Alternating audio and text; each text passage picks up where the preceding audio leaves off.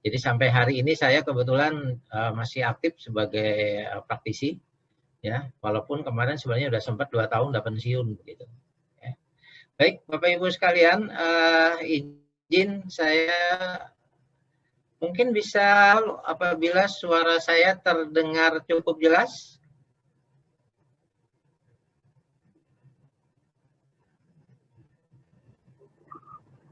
Bapak-bapak, Ibu, apakah suara saya cukup jelas? Oke, baik, terima kasih. Jelas, Pak. Ya? Jelas.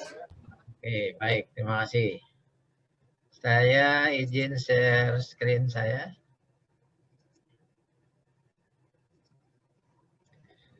Baik, Bapak Ibu sekalian.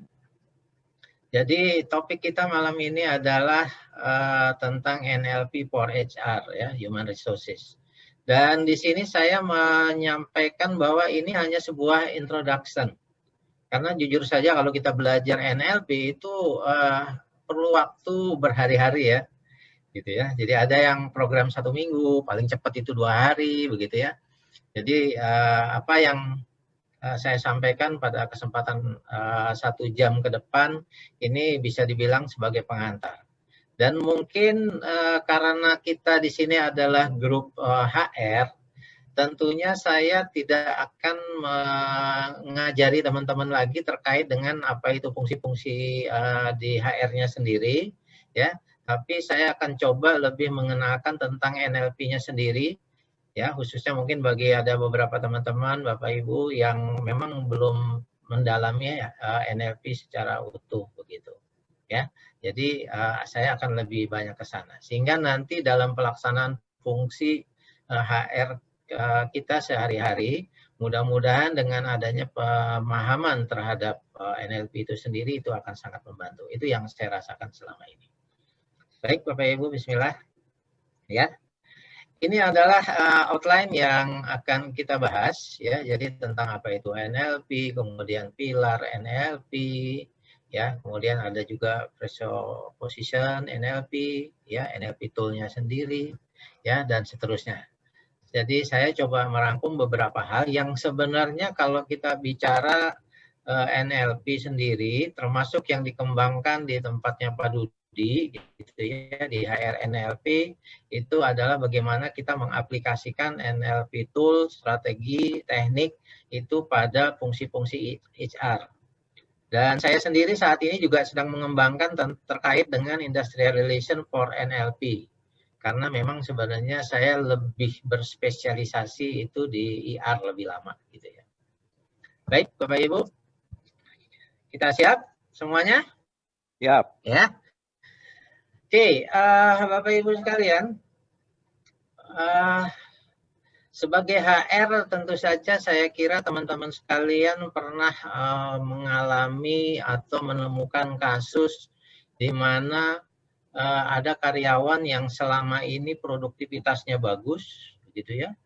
Katakanlah kalau di sales dia jualannya jago, ya, tembus terus targetnya. Namun tiba-tiba pada suatu hari atau 1 bulan yang bersangkutan tiba-tiba langsung drop begitu, ya, kinerjanya langsung menjadi buruk, ya, banyak hal gitu ya. Yang ini kadang-kadang akhirnya pimpinan kita begitu melihat katakanlah orang sales begitu tiba jualannya 2 bulan berturut-turut tidak tercapai target, mereka kadang-kadang langsung saja tuh instruksi ke HR, pengennya diberhentiin gitu ya. Nah, saya yakin teman-teman juga pernah mengalami hal-hal yang seperti itu gitu. Ya, artinya kita punya talent yang sebenarnya kita tahu itu bagus, namun tiba-tiba berubah, ya, drastis, gitu ya.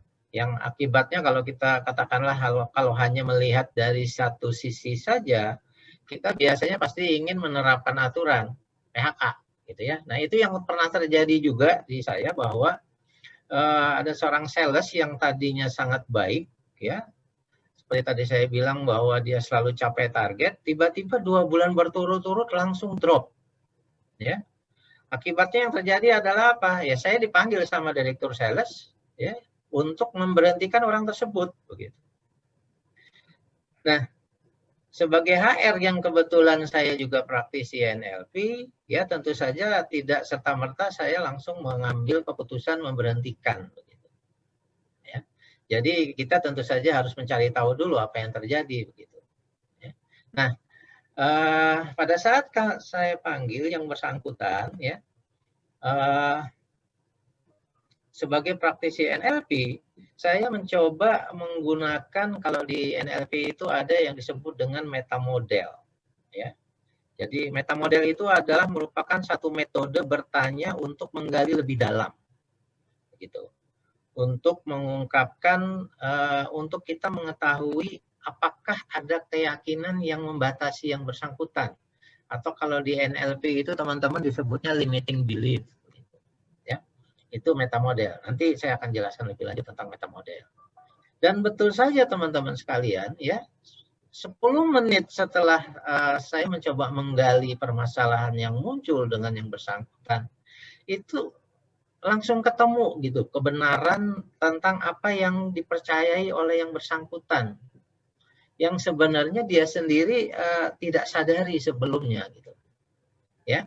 Ternyata sales yang tadinya hebat ini di dalam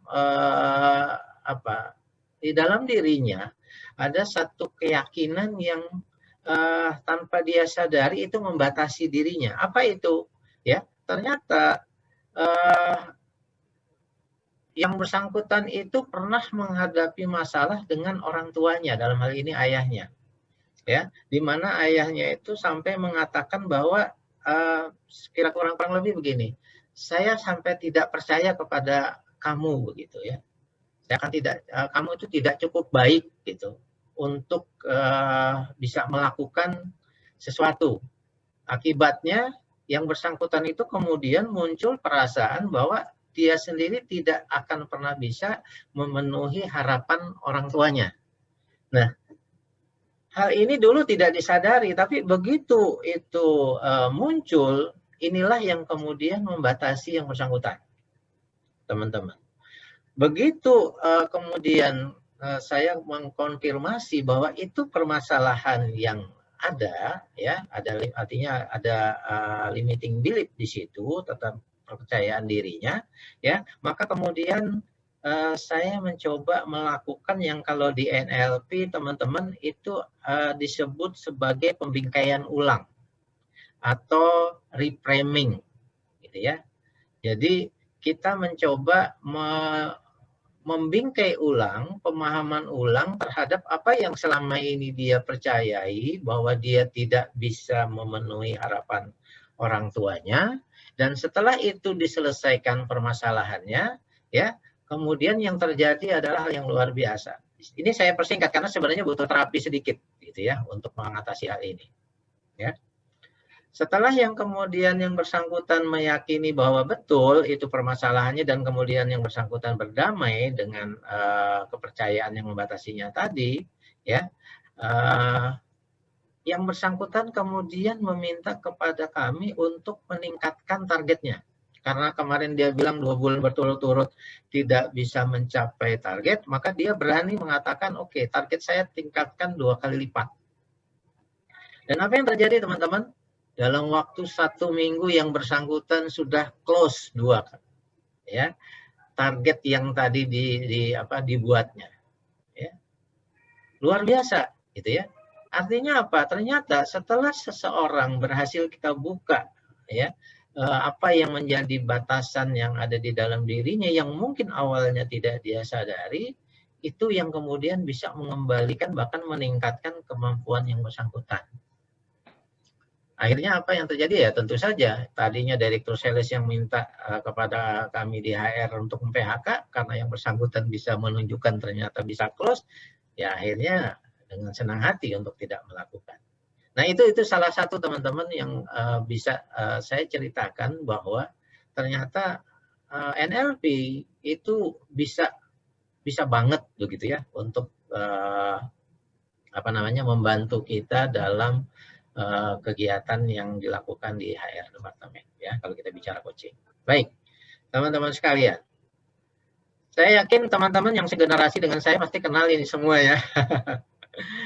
Yang paling apa ini, kanan atas atau apa ya? Ya, orang-orang terkenal semua yang ada di sini saya yakin teman-teman tahu. Mulai dari Andre Agassi, kemudian Obama sampai Oprah, gitu ya. Mereka adalah para praktisi NLP teman-teman, dan mereka sukses. Ya, jadi kalau mereka saja mempelajari NLP, kenapa tidak begitu? Dan mereka sudah membuktikan bahwa mereka sukses dengan NLP-nya. Oke, teman-teman sekalian, sekarang apa sih NLP itu? Ya, NLP itu sebenarnya banyak sekali definisinya, dan yang paling mudah kita kalau ingin mengetahui apa itu NLP adalah melihat dari kepanjangan dari NLP sendiri, ya. Jadi NLP, N yang pertama adalah neuro. Neuro itu sebenarnya kalau kita sederhanakan teman-teman adalah cara berpikirnya kita, ya. Jadi bagaimana kita menggunakan pikiran kita untuk kemudian kita bisa memahami apa yang terjadi di sekitar kita, ya. Jadi sederhananya adalah cara kita berpikir, teman-teman. Ya. Dengan kita merubah proses cara kita berpikir, maka tentu akan berpengaruh terhadap tindakan yang akan kita lakukan. Ya. Dengan merubah tindakan, tentu saja kemudian hasilnya juga akan berubah. Ya. Jadi itu N-nya, sederhananya seperti itu. Kemudian yang berikutnya adalah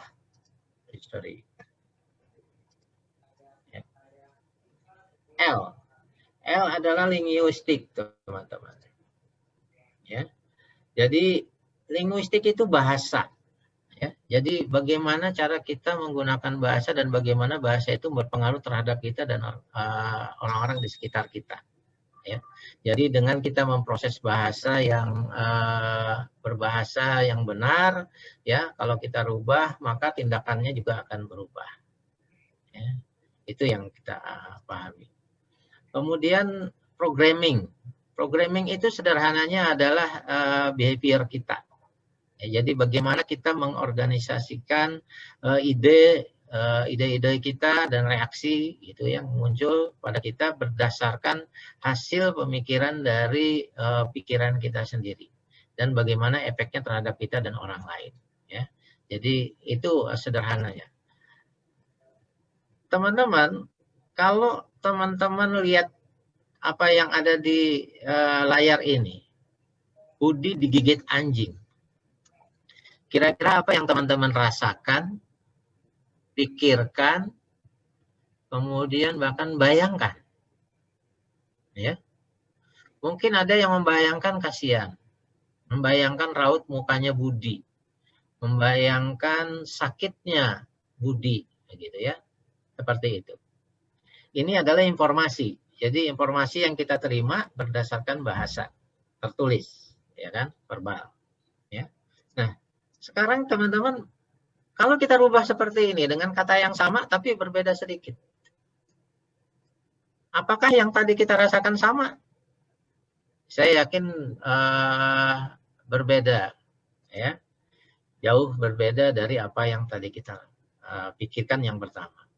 Nah, disinilah teman-teman menunjukkan bahwa ternyata bahasa itu akan sangat berpengaruh terhadap pikiran kita dan terhadap tindakan kita.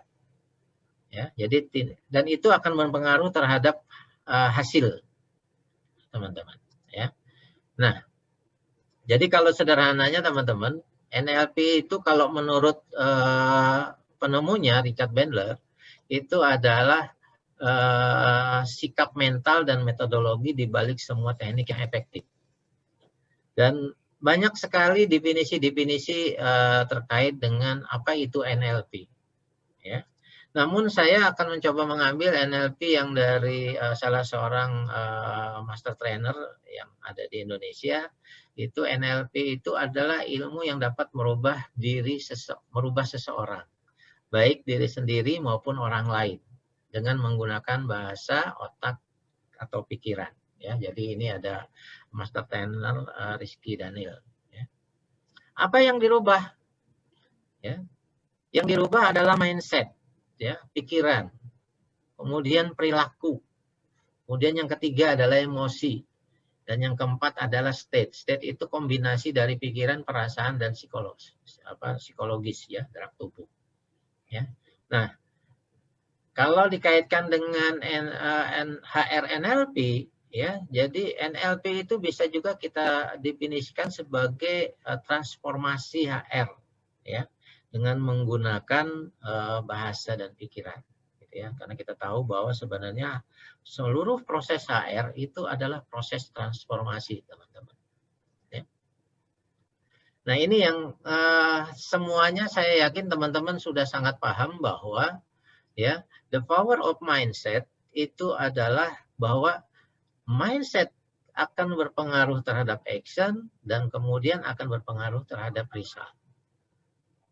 Sebagai contoh, ya, misalnya ini ada mobil yang kita udah kenal bersama ya.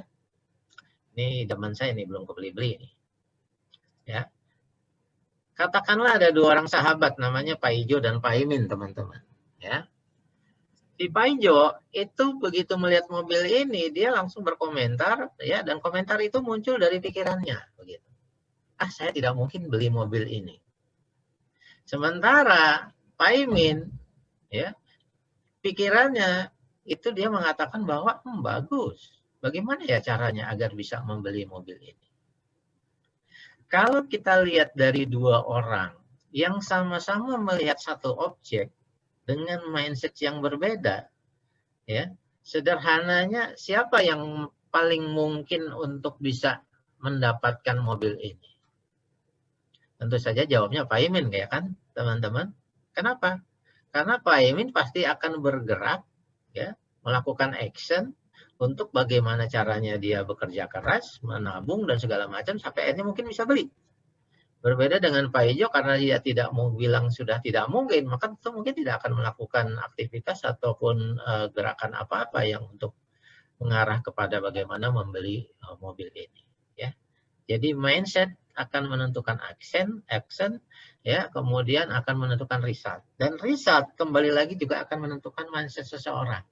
Kadang-kadang kita dalam keseharian sering menemukan bahwa saya nggak bisa, gitu ya. Tapi begitu kita lakukan dan bisa, maka mindset kita berikutnya akan langsung berubah, teman-teman.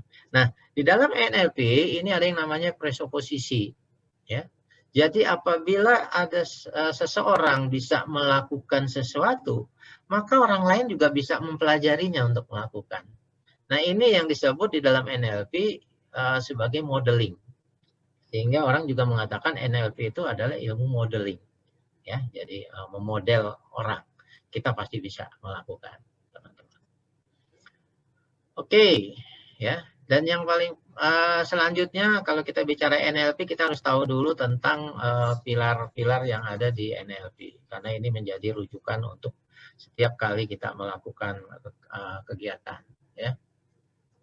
Yang pertama, pilar NLP itu ada 4. Yang pertama adalah outcome, kemudian sensory acuity, kemudian yang ketiga adalah behavior flexibility dan rapport. Teman-teman jangan salah baca ya, ini rapot bukan rapot anak-anak kita di sekolah ya. Bacanya rapport. Ya. Outcome itu artinya bahwa sebagai praktisi NLP ya, maka kita harus lebih fokus kepada pencapaian tujuan. Ya, jadi bukan fokus kepada kendala atau masalah. Itu yang pertama. Kemudian sensory acuity itu lebih kepada tentang kepekaan indrawi, teman-teman. Ya.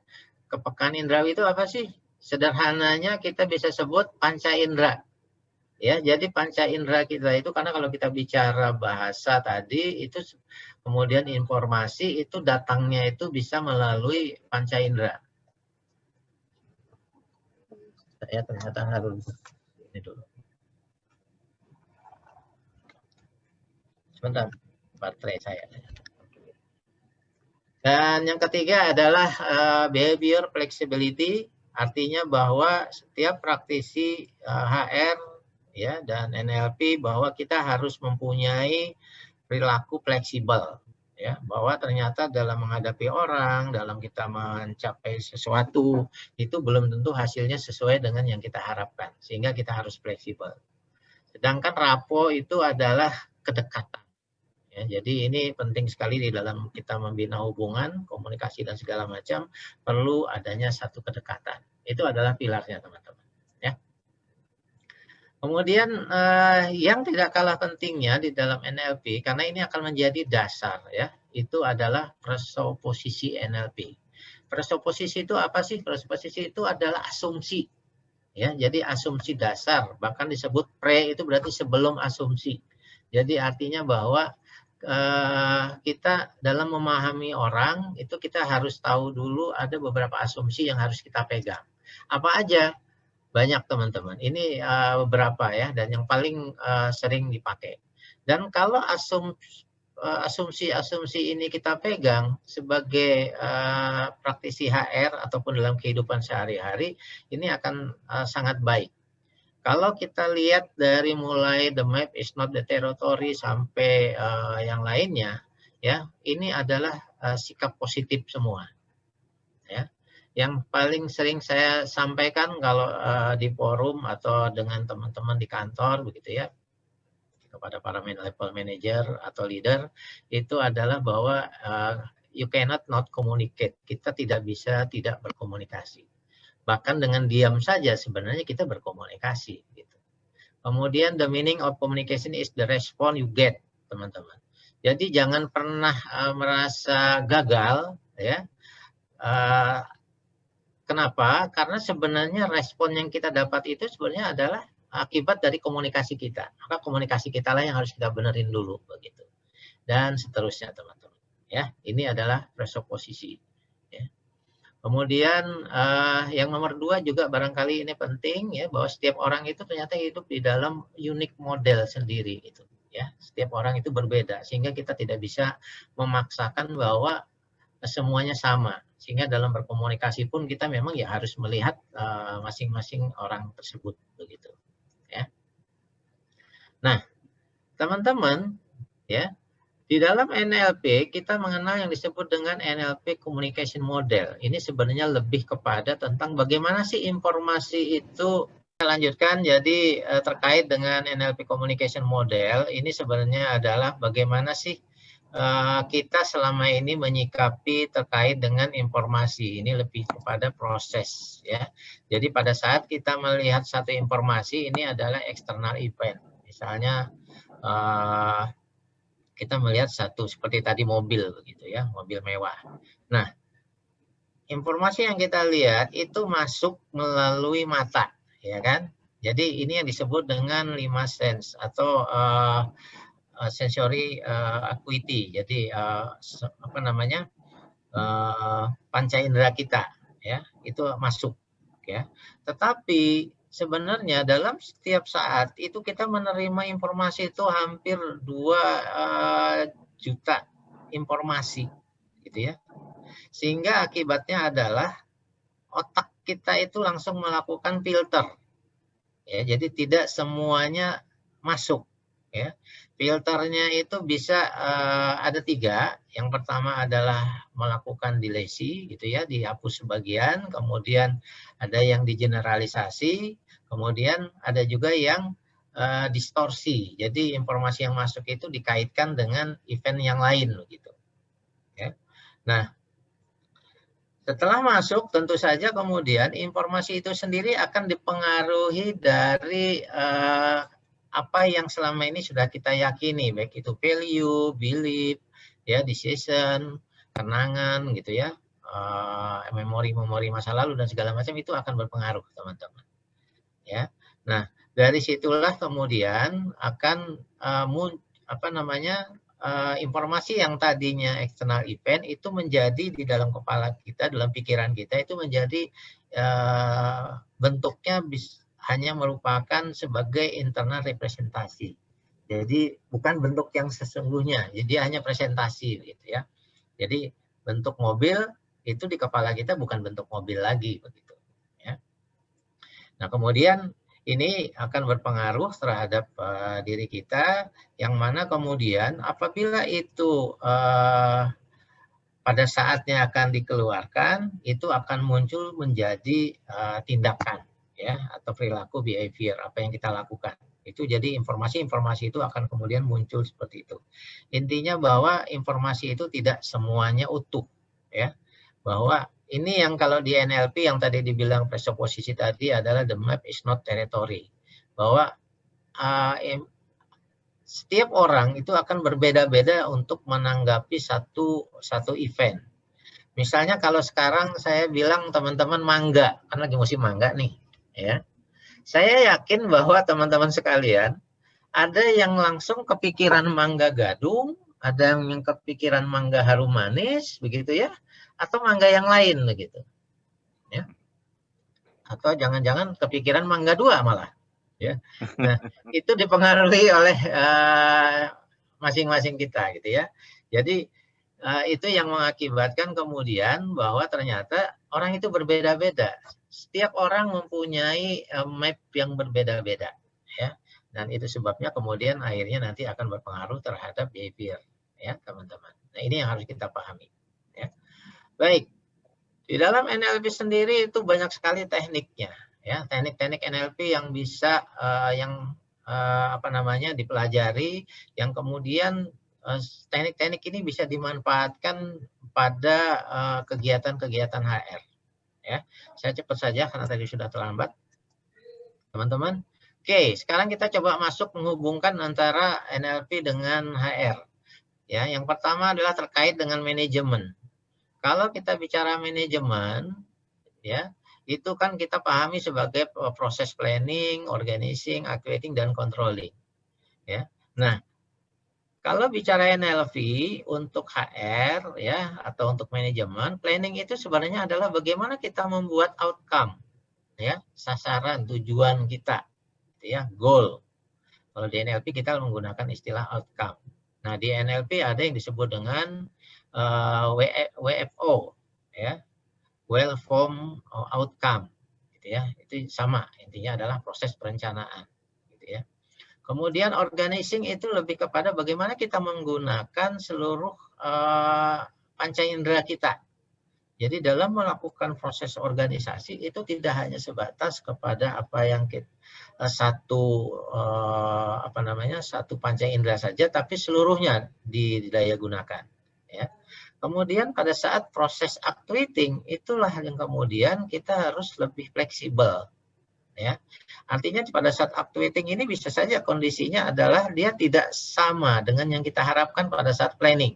Nah, itu sebabnya kita harus fleksibel, gitu ya.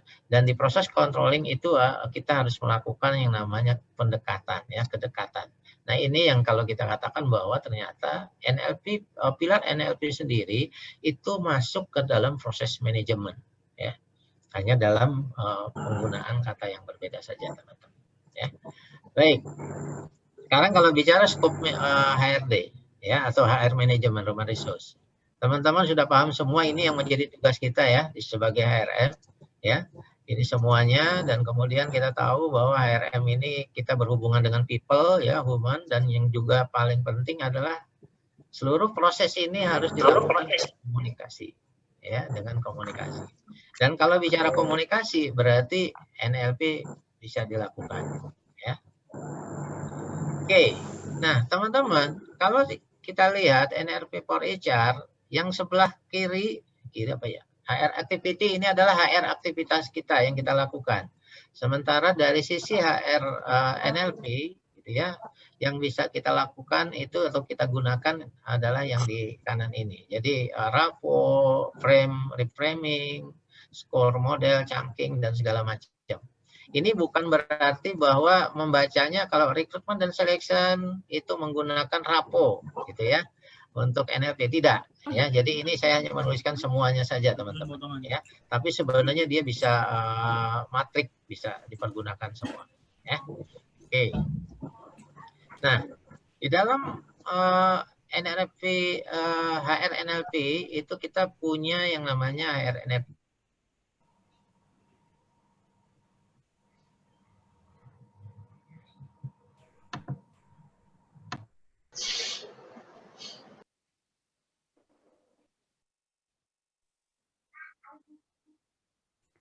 Mohon maaf Pak Irwan, itu di mute tuh suaranya. Sorry. Ini kenapa ada yang ngemut? Suara saya udah kedengaran? Sudah. Oke, maaf. Sudah Pak, sudah. Iya, saya nggak ngapa-ngapain. Ya, jadi kembali lagi teman-teman, saya ulang ya, seluruh proses HR itu adalah sebenarnya proses transformasi. Ya. Jadi bagaimana kita mencari orang, mencari talent, kemudian membentuk itu menjadi talent, gitu ya, proses rekrutmen ke talent. Bagaimana kita dalam proses training, gitu ya, melakukan yang disebut dengan memenuhi gap-nya, gitu ya, itu kompetensi gap, gitu ya, itu kan proses training, ya. Bagaimana kita meningkatkan productivity, ya, jadi dari yang A menjadi B, itu kan proses transformasi juga termasuk di performance management. Nah, NLP, yaitu atau HR NLP, itu kita dari awal, kita sudah harus menyusun yang disebut dengan kondisi yang diharapkan atau desired state. Ya. Nah, baru kemudian kita lihat kondisi sekarang seperti apa. Ya, atau present state. Nah, kemudian kita menggunakan yang fungsi-fungsi yang ada di NLP, artinya neurolinguistiknya, ya. Jadi pola berpikir kita rubah, sikap mental, bagaimana kita menggunakan komunikasi dan berbahasa, baik verbal maupun non verbal, itu yang nanti akan membawa kepada proses perubahannya, ya.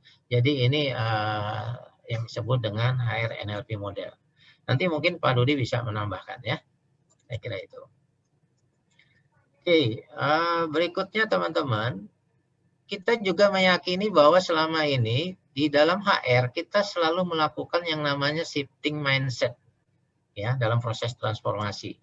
Kalau awal-awalnya kita hanya melakukan proses administrasi dan payroll, kemudian kita naik ke melakukan yang disebut dengan talent management, kemudian sekarang itu sebenarnya lebih kepada social collaboration, teman-teman, ya. Yang berbeda apa? Ya, yang berbeda adalah pada saat administration dan payroll itu sebenarnya kita hanya lebih kepada administration brain, teman-teman. Ya, jadi kita hanya menggunakan pikiran kita untuk kegiatan administrasi. Berbeda pada saat talent itu kita sudah mulai mengoptimalisasikan cara berpikir kita. Dan di sosialisasi collaboration, gitu ya. Sekarang kan katanya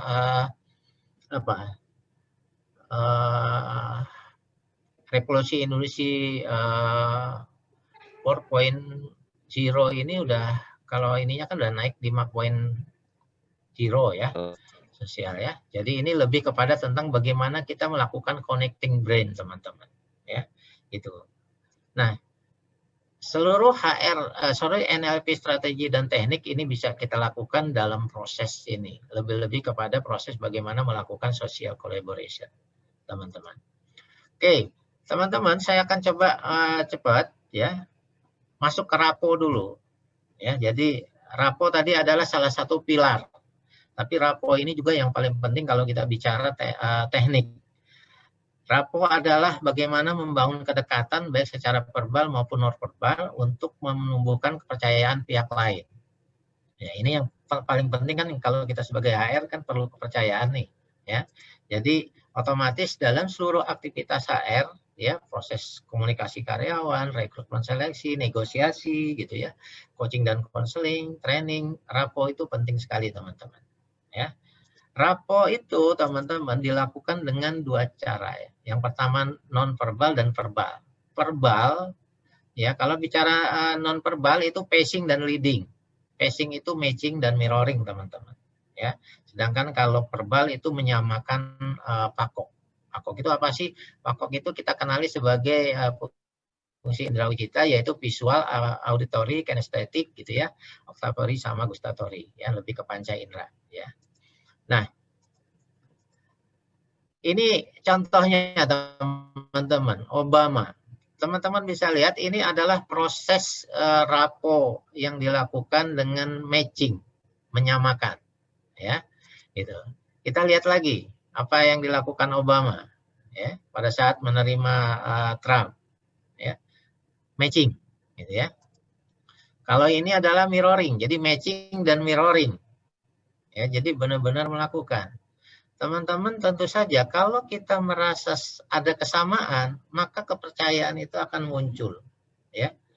Sederhananya gini deh, kalau teman-teman ketemu orang satu daerah meskipun kita nggak kenal, tiba-tiba merasa dekat, ya.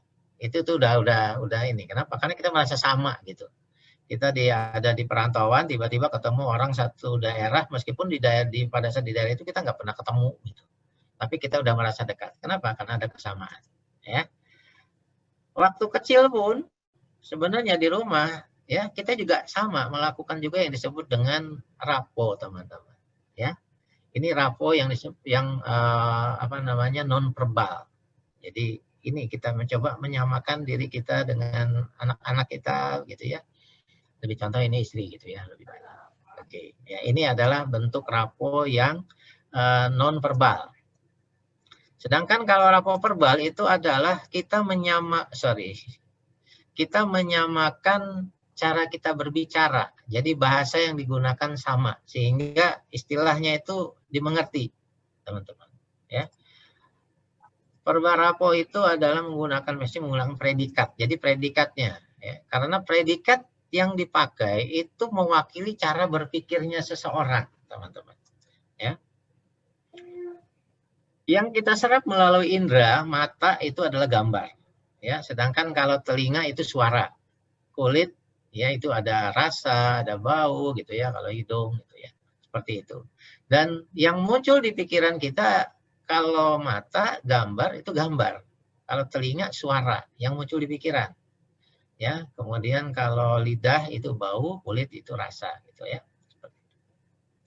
Yang keluar ini adalah kata-katanya. Jadi kalau ada kata-kata orang bilang cantik itu berarti dia orang visual. Ya. Kalau nyaring itu adalah auditori dan seterusnya seperti itu. Nah, ini contoh teman-teman. Ya, misalnya ada karyawan begini, ya. Katakanlah ada seorang sales, ya. Dia bilang setelah presentasi karyawan misalnya bilang saya tidak melihat manfaat dari produk ini, ya. Kalau respon kita adalah Ibu rasakan dulu, nanti Ibu akan rasakan manfaatnya. Kira-kira tepat nggak? Ya. Tidak. Tidak, betul Pak Dodi, ya. Karena yang respon yang baik adalah kita samakan predikatnya. Karena yang tadi karyawan itu dia adalah visual, saya tidak melihat. Sementara kalau respon yang pertama tadi adalah rasakan, itu kinestetik. Ya, maka respon yang baik adalah mari saya bantu Ibu melihat dengan jelas manfaat dari produk ini. Nah, ini adalah salah satu proses rapo membangun kedekatan ya dengan cara verbal. Jadi kita harus memahami masing-masing dari predikat yang muncul begitu, teman-teman. Memang nggak mudah awalnya, tapi lama-lama kita akan bisa dengan cepat memahaminya. Ya. Oke, setelah phasing apa? Setelah phasing itu leading, teman-teman. Jadi kalau phasing tadi mengikuti, menyamakan, mencocokkan, menyelaraskan, ya. Nanti tinggal leading, ya. Jadi kalau orang sudah sama, percaya sama kita, maka itu akan mudah kita arahkan untuk mengikuti apa yang kita inginkan. Kita yang gantian mimpin, ya. Kita arahkan, kita mempengaruhi atau mengajak, ya. Tekniknya banyak. Salah satunya misalnya yes set, ya, gitu. Dan Milton model juga bisa kita gunakan di sini, teman-teman, ya. Itu banyak sekali. Contoh yang paling gampang itu misalnya kalau saya suka nerima telepon dari sales kartu kredit, ya. Itu kalau nerima telepon mereka itu kadang-kadang susah jawab tidak, ya. Pasti kita bilang ya terus itu. Pak Irwan, ini benar dengan Pak Irwan? Betul. Pak Irwan yang kerjanya di sini? Betul gitu. Jadi kita jawabnya ya terus gitu. Kalau katanya di dalam NLP juga kita belajar bahwa kalau sudah 3 kali orang mengatakan ya, dia setuju, maka yang keempat itu dia juga akan setuju gitu ya. Nah, ini salah satu teknik yang ada di NLP yang disebut di dalam Milton model yang disebut dengan yes set gitu ya. Oke. Nah, meta model sendiri itu contohnya adalah bahwa ternyata teman-teman kita itu setiap orang itu mempunyai program internal di dalam dirinya yang mengatur tentang bagaimana orang termotivasi, bagaimana orang memproses informasi, dan bagaimana mereka mengambil atau kita dan mereka mengambil keputusan. Ya, Jadi kalau kita mengetahui bahwa ternyata setiap orang mempunyai program internal terhadap 3 hal ini, ya, maka dalam penerapan kita di HR aktivitas tentunya akan lebih mudah. Ya, seluruh aktivitas ini bisa kita mudah lakukan begitu. Karena kita tahu bagaimana mereka termotivasinya dan menyerap informasi serta mengambil keputusan. Ya, itu meta model, teman-teman. Ya, contohnya kalau kita bicara kemudian ada yang namanya meta program. Ya. Ada meta program itu kriteria, ya. Jadi bagaimana sih seorang itu dalam bersikap, ya. Ada yang mendekati, menjauhi, aktif, reflektif, internal, eksternal, dan sebagainya seperti ini. Ini maksudnya apa? Teman-teman, pada saat kita mengambil keputusan, itu katakanlah begini, ada orang yang lebih mendekati kepada, contohnya misalnya begini, orang mau beli rumah, itu adalah, kalau ditanya, kenapa sih beli rumah di komplek itu? Oh, biar dekat dengan sekolahnya. Nah, itu maksudnya mendekati. Ya. Kalau ditanya, kenapa sih ngambil rumah di sana? Kalau jawabannya adalah, di sana itu di rumah yang sebelumnya macet. Nah, berarti dia menjauhi masalah. Ya, kira-kira seperti itu. Kemudian aktif, ya, ada yang aktif mencari keputusan, ada yang reflektif, gitu ya. Kemudian kalau internal eksternal itu bahwa keputusan itu datang dari dirinya atau dari orang lain. Ada juga yang harus, ya, atau mungkin. Ada juga orang kalau mengambil keputusan itu harus prosedur dulu diselesaikan, baru dia ambil keputusan. Ada yang langsung option saja, dia nggak peduli dengan prosedur, yang penting kalau dia menurut dia benar, dia udah langsung putuskan. Ya, seperti itu kira-kira teman-teman. Ya, bicara meta model. Ya. Kemudian ini contoh yang paling gampang teman-teman kalau kita bicara kriteria. Ya. Saya yakin kalau kita beli sepatu, kriterianya bisa macam-macam. Ada yang karena warna, ada yang karena ukuran, ada yang karena kenyamanan, ada yang juga karena kemudian sudah ketemu warna, ketemu ukuran, tapi yang mutusinya orang tua begitu ya, atau istri gitu dan segala macam. Nah, itu terkait dengan yang tadi, ya, bahwa ternyata orang termotivasi itu di dalam dirinya itu ada yang disebut dengan program internal tadi, ya. Kemudian kalau bicara rekrutmen dengan NLP, teman-teman, ya, bahwa ternyata, ya, ada 5 skill yang harus dipenuhi oleh para recruiter tahun-tahun ke depan, ya. Yang pertama adalah kemampuan sales. Jadi kalau rekrutmen itu kan harus menjual, gitu, ya. Dia harus menjual perusahaannya untuk kemudian orang mau talentnya masuk ke perusahaan kita, gitu ya. Itu sales skill. Kemudian communication skill tentu saja dibutuhkan pada saat proses interview, ya. Passion dan flexibility, ya, sama. Research orientation, ya. Relationship dan building skill. Ini semua kalau kita bicara kan ini adalah pilar NLP, teman-teman, ya. Jadi dengan kita memahami NLP, maka proses-proses dalam rekrutmen itu akan menjadi lebih mudah. Ya, jadi sederhananya seperti itu, teman-teman. Ya. Kemudian berikutnya adalah terkait dengan training development. Ini yang tadi saya katakan bahwa ternyata kompetensi gap itu sama, ya, bahwa dengan kita mengetahui proses di NLP sendiri dengan menggunakan pilar NLP, strategi dan teknik, maka kita bisa menggunakan ini untuk proses training. Ya, jadi setelah kita mempunyai required kompetensinya untuk semua level, ya kan, ini yang kita katakan kalau di NLP sebagai desired state, gitu ya. Kemudian current-nya seperti apa, kita setelah lakukan assessment, ketemulah gap-nya. Dari gap inilah kemudian kita melakukan training, ya kan. Nah, training ini adalah proses transformasi sekali lagi, sehingga dengan teknik dan strategi yang ada di NLP, maka kita akan bisa melakukan training pemahaman menjadi lebih mudah. Ya. Salah satunya untuk meningkatkan kompetensi adalah menggunakan yang disebut dengan role model. Ini adalah salah satu teknik yang tadi saya katakan di awal bahwa NLP adalah modeling, teman-teman. Ya. apa yang saya tuliskan di sini adalah tentang bagaimana caranya di dalam NLP kita melakukan modeling. Jadi kita harus tahu dulu siapa yang dimodel, ya, yang akan kita jadikan model, yang akan kita ikuti, siapa modelnya, apakah kita sudah kenal, syukur-syukur kalau sudah kenal gitu ya, akan jauh lebih mudah gitu ya. Kemudian kita visualisasikan, integrasikan, kemudian prosesnya rasakan perbedaan state-nya, follow up dan konsisten. Ini secara sederhana seperti ini teman-teman, tapi tentunya nggak semudah ini karena Anda harus melakukan proses seperti hipnoterapi terlebih dahulu gitu ya, hipnosis. Kemudian aplikasi dalam coaching. Nah, ini yang saya suka kalau bicara NLP. Ada yang disebut dengan neurological level, teman-teman. Ini adalah salah satu alat bantu yang bisa kita gunakan untuk membuat rencana yang lebih make sense, lebih relatif, dan lebih bermakna. Ya. NL itu terdiri dari ini. Ya. Mungkin lebih cepat ke ini saja, ke contoh, teman-teman. Ya. Nah, saya ambil contohnya adalah posisi kita misalnya sebagai HR practitioner, teman-teman.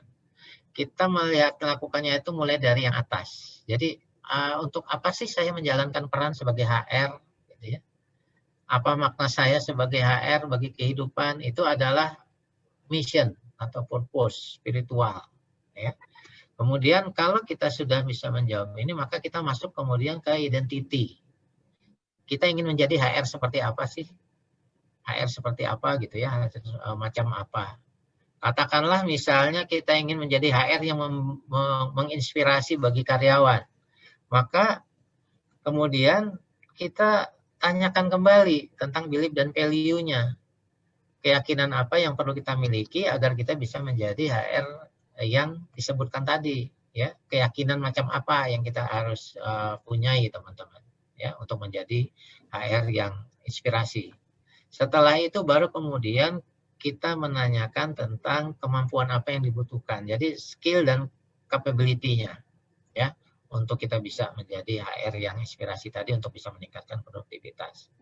Perilaku spesifik apa yang harus kita punya ya. Dan yang terakhir kapan, di mana itu dilakukan serta langkah yang pertamanya yang harus kita lakukan apa. Jadi ini bisa kita aplikasikan di dalam coaching teman-teman ya, karena kan kalau dalam coaching baik itu grow maupun yang lain itu lebih pada bagaimana kita bisa mengidentifikasi langkah pertama setelah mereka menetapkan tujuannya gitu ya. Ini tentang logical level. Coaching yang lain adalah terkait dengan NLP score model. Pak Dudi, kalau waktunya saya dikasih tahu ya. Oke, kira-kira sekitar 15 menit lagi Pak. Oke, dari siap, sekarang. Pak Dudi. Ya. Halo. Ya. Berikutnya adalah coaching sendiri ya. Jadi di NLP kita bisa menggunakan yang disebut dengan score model. Score itu apa? S-nya adalah symptom, C-nya adalah cause, ya, kemudian outcome, R-nya adalah resources dan effect. Ya, ini adalah prosesnya. Jadi saya kira ini hampir sama dengan proses coaching yang lain, gitu ya. Hanya kan kalau di NLP bahwa kita menggunakan atau melibatkan sensory activity kita. Jadi seluruh panca indera kita itu juga kita masukkan. Jadi pada saat simptom itu kita tanyakan, kita cari gejalanya, apakah kondisi sekarang ini baik-baik saja atau tidak, gitu kan? Ya, apakah itu relation, karir, bisnis, finansial misalnya, atau kalau kita bicara project, kondisinya sekarang kenapa project yang nggak jalan, gejalanya apa aja segala macam kita tanyakan, gitu ya. Kemudian penyebabnya apa, kita cari akar masalah ya, saya kira sama. Kemudian outcome, nah kita langsung masuk ke outcome dulu, gitu ya. Apa yang akan diharapkan dicapai kita. Jadi keluar dari kondisi yang tidak memberdayakan. Ya, jadi kalau kita sudah tahu ternyata penyebabnya itu adalah karena kondisi-kondisi yang tidak memberdayakan kita, gitu ya. Misalnya komunikasi kita yang kurang, maka kita harus keluar dulu, gitu ya, dari sana. Setelah itu kita lihat semua sumber daya yang kita punya, skill-nya, will-nya, knowledge, relation, finance dan segala macam, ya. Sehingga kemudian kita bisa mencapai kondisi yang kita harapkan sebagai akibat. Ya. Ini adalah coaching menggunakan score model, teman-teman. Mungkin belum terlalu familiar karena kita biasanya menggunakan Grow atau yang lainnya begitu ya untuk coaching. Kemudian reframing, teman-teman. Ya, ini adalah tentang bagaimana merubah persepsi. Ya. Jadi bicara training itu merubah persepsi, bicara negosiasi itu juga bagaimana kita berusaha mencoba merubah persepsi, ya kan? Negosiasi, ya, perundingan, ya itu banyak sekali yang kita lakukan untuk bagaimana merubah persepsi dari pihak lawan bicara kita, begitu ya, atau mitra kita. Bagaimana caranya? Yang pertama adalah menggunakan frame, ya, kemudian reframing. Ya. Reframing itu ada dua, yaitu context reframing dan content reframing. Ya. Frame itu artinya bahwa setiap orang itu mempunyai kerangka berpikir. Jadi kita mengarahkan kepada kerangka yang kita inginkan. Itu kita frame. Sementara kalau reframing itu adalah mengarahkan memberikan kerangka baru. Ya kan? Jadi pemahamannya kita rubah begitu, teman-teman. Dan ini bisa digunakan dalam proses-proses yang ada di HRD semua, ya, di HR, sorry. Baik training, coaching, counseling maupun daily communication, ya. Oke, reframing itu contohnya adalah selalu fokus pada hal yang positif. Jadi kalau kita lihat gelas ini kan yang paling gampang nih. Ini setengah kosong atau setengah penuh. Ya, jadi kita fokus saja kepada yang positif. Ya, ini setengah penuh, bukan setengah kosong, ya, begitu. Kemudian memberikan komentar positif, ya, melihat dari berbagai persepsi. Setiap perilaku kondisi bermanfaat pada konteks dan potensi itu lebih besar dari ujian. Jadi kadang-kadang kita diuji, tapi kita sebenarnya harus meyakini bahwa kita itu punya potensi yang lebih besar, ya, yang diberikan oleh Allah pada kita. Ya, jadi katakanlah kalau setelah hujan itu kan biasanya cuacanya cerah, ya udah buka aja jendelanya, gitu ya, karena kita akan menemukan pemandangan yang sejuk, katakanlah seperti itu. Ya, ini adalah reframing. Jadi kalau kita lihat hujan, sekarang kan musim hujan terus nih, ya, udah kita ambil positifnya aja, tanaman subur dan segala macam. Nah itu adalah bagaimana contoh reframing, teman-teman. Ya, oke. Berikutnya, kecepatan. Ya, ini terkait dengan performance management system. Ya, jadi apa yang kita lakukan dalam proses performance management system, apabila kita mempelajari NLP, maka teknik, strategi dan tool yang ada di NLP itu akan memudahkan kita dalam melakukan prosesnya. Proses komunikasi, proses planning, kan WFO itu adalah di planning, communication kita bisa menggunakan RAPO dulu, kemudian bagaimana kita melakukan reframing gitu ya, memberikan pemahaman baru dan segala macam. Ini adalah bagian dari proses yang kita lakukan pada saat kita melakukan performance management.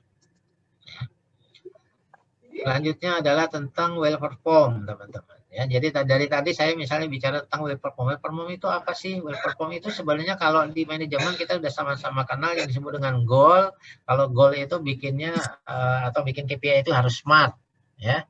Nah, kalau well perform itu adalah bahwa pada saat kita membuat outcome itu harus menggunakan kata-kata positif, harus dalam kontrol kita, kemudian ada evidennya, konteksnya jelas, sumber dayanya jelas, dan impact-nya juga kelihatan. Ya. Jadi ini yang disebut dengan well perform. Jadi bagaimana sih kita membuat tujuan, ya, yang lebih masuk akal, lebih positif, begitu ya, untuk kemudian kita bisa gunakan.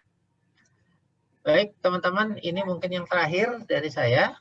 Ya, terkait dengan, karena bicara HR itu kan salah satunya adalah industrial relation. Ya, kita tahu teman-teman bahwa mindsetnya pengusaha itu adalah cost. Ya, Jadi mindsetnya pengusaha itu adalah cost, di mana productivity akan lebih besar dibandingkan kesejahteraan, ya itu mayoritas. Sementara pekerja atau serikat pekerja mindsetnya adalah income, ya kesejahteraan mereka lebih kedepankan dibandingkan productivity.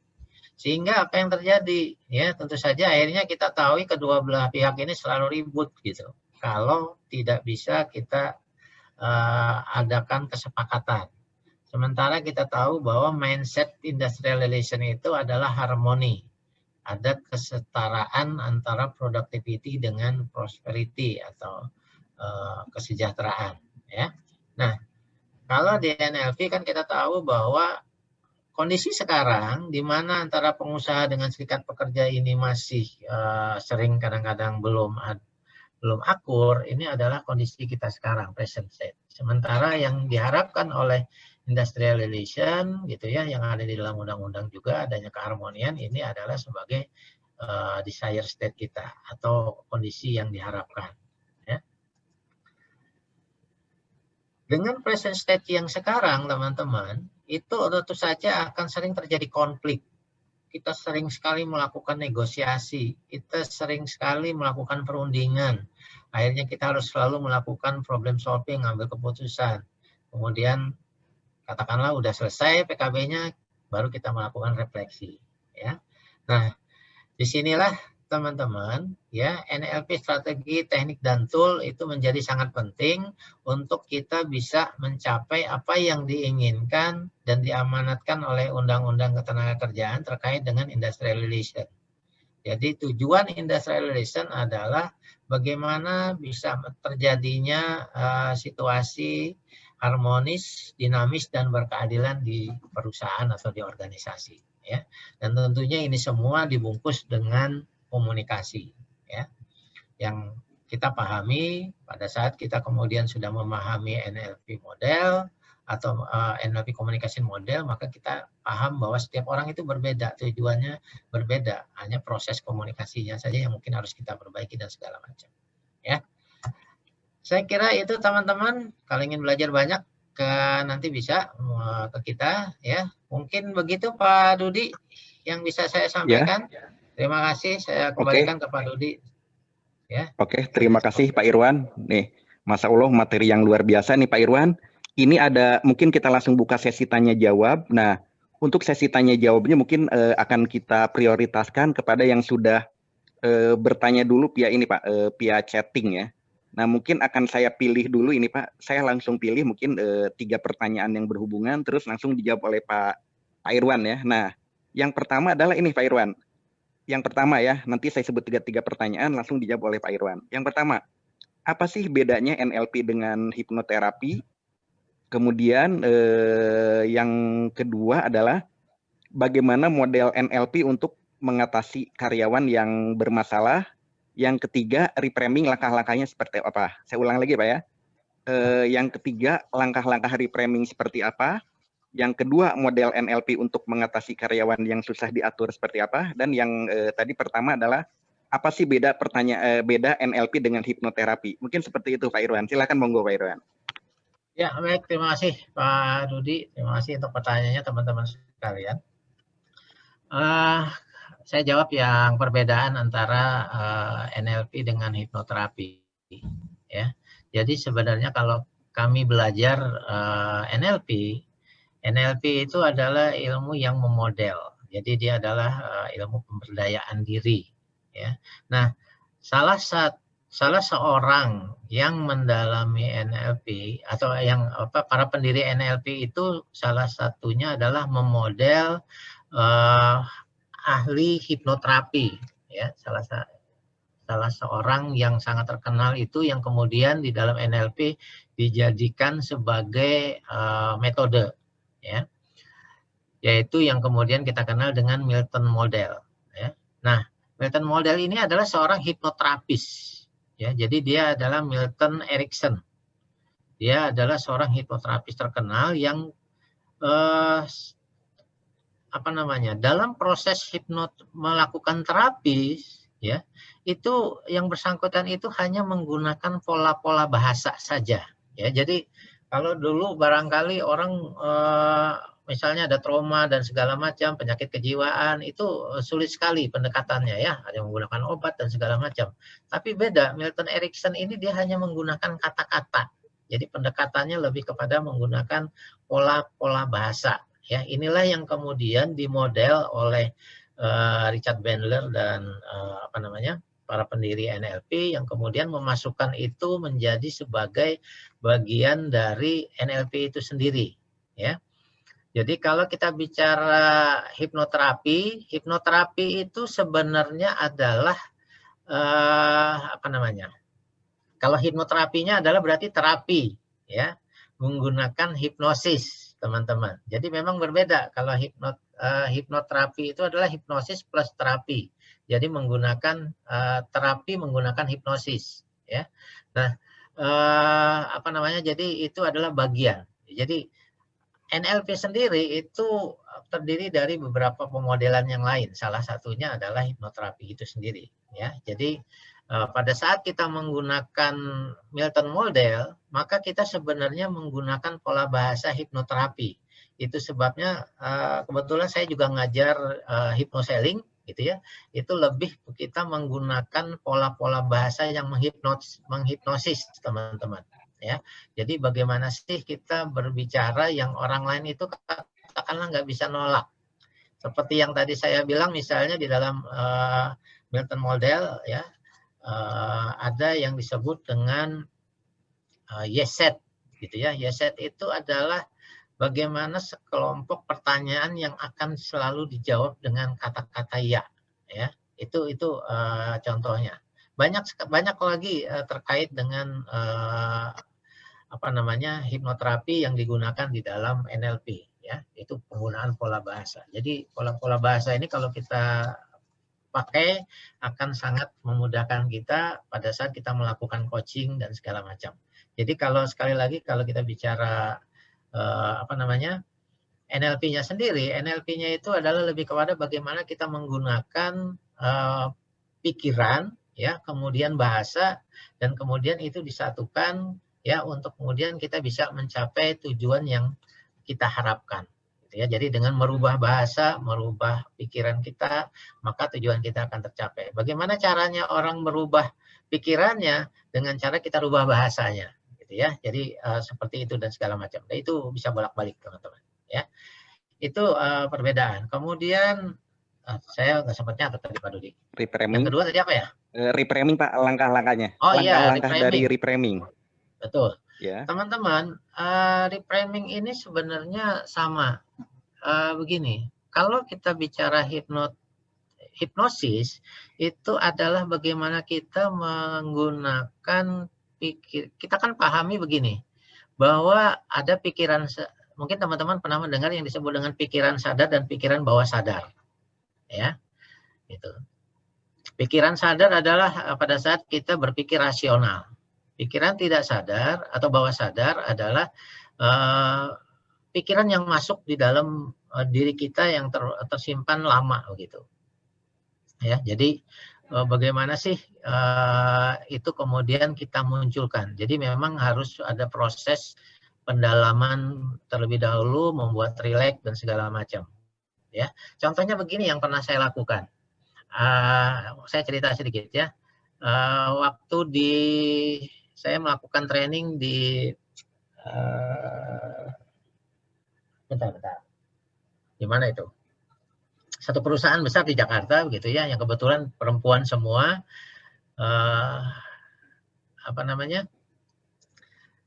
Ada ibu-ibu dengan anak, dia udah berkeluarga dengan anak 5, ya. Dia nanya ke saya bahwa, Pak, saya boleh di terapi nggak, gitu ya. Saya tanya masalahnya apa? Masalahnya adalah saya selalu kecewa dengan keadaan di rumah. Saya bilang, kecewanya kenapa, Ibu? Karena saya bekerja, jadi saya setiap pagi itu selalu beres-beres rumah. Tapi ternyata rumah itu pulang itu berantakan, gitu. Ya kan? Oh, itu. Akibatnya apa? Akibatnya si ibu ini karena selalu merasa kecewa dan segala macam, itu berpengaruh pada dirinya. Teman-teman, apa yang saya lakukan? Ya, saya hanya membawa yang bersangkutan untuk intinya sih seperti di hipnosis gitu ya. Jadi dibawa ke perasaan, ke alam bawah sadarnya. Ya, jadi kita lakukan reframing. Ya, saya tanya apa yang dia rasakan kalau melihat rumah dalam keadaan bersih. Saya suka Pak, saya senang, gitu ya. Artinya rumah bersih, oh dia ternyata menyukai kebersihan, ya, kasur rapi, ya, kemudian lantai bersih dan segala macam. Oke, saya bilang itu adalah pemahaman, itu adalah frame-nya ibu, ya. Kemudian setelah saya masuki ke alam bawah sadarnya, yang bersangkutan kemudian, oke, ibu tolong dilihat ya, situasi di rumah sekarang udah bersih segala macam. Kemudian saya bilang, ibu tahu nggak, kalau rumah ibu bersih, berarti tidak ada anak-anak yang loncat-loncat, tidak ada anak-anak yang sehat, tidak ada suami, dan segala macam. Si ibu tiba-tiba langsung ngerasa apa ya, kaget gitu, walaupun masih dalam keadaan setengah sadar, gitu ya, karena kan lagi dihipnosis, ya. Akhirnya yang bersangkutan kemudian menyadari bahwa ada makna baru, bahwa ternyata dengan rumah yang berantakan, yang bersangkutan itu kemudian menyadari bahwa yang bersangkutan memiliki anak-anak yang dia cintai, anak-anak yang sehat, gitu ya.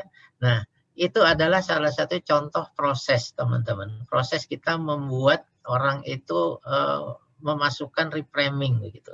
Jadi memberikan pemahaman baru atau kerangka baru, gitu ya. Tapi itu tadi yang dikeluarkan itu adalah dari bawah sadarnya, gitu ya, karena itu tersimpan, gitu ya. Jadi itu salah satu prosesnya, teman-teman. Kalau ini memang lebih detail lagi mungkin Pak Dudi nanti bisa, ya. Tapi intinya kurang lebih seperti itu. Atau sederhananya itu tadi, kita memberikan makna baru, gitu ya. Gitu. Tapi memang akan lebih mudah kalau persoalannya itu berat, maka kita masuk ke alam bawah sadarnya, gitu ya. Itu. Yang ketiga Pak Dudi. Oke, berikutnya Pak, bagaimana nih model NLP untuk mengatasi karyawan yang sangat sulit diatur, Pak Irwan?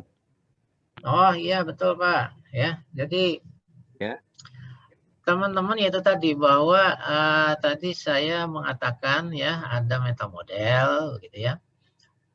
Artinya bahwa setiap perilaku itu muncul karena pikiran, gitu ya, karena apa yang memang dipahami oleh yang bersangkutan. Nah itu yang harus kita cari tahu dulu, ya. Jadi kita harus gali dulu.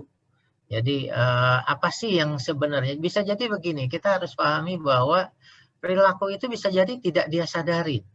Atau karena itu tadi dia mempunyai frame yang menurut dia itu benar, begitu ya. Nah oleh karena itu tadi secara perlahan, jadi karena memang NLP dan hipnoterapi itu dekat sekali gitu ya, sehingga memang kita bisa menggunakan keduanya ya, bisa menggabungkan. Itu sebabnya biasanya kami kalau udah ngambil NLP pasti ngambil hipnoterapis gitu ya, karena itu dalam prakteknya kita gunakan dua-duanya. Jadi tanpa sadar orang sebenarnya dihipnosis, teman-teman. Hipnosis itu adalah memasukkan sugesti tanpa mereka sadari, ya, dengan kita bicara saja, gitu ya. Jadi, tapi tentu saja dengan menggunakan pola-pola bahasa yang diajarkan di dalam NLP, teman-teman, ya.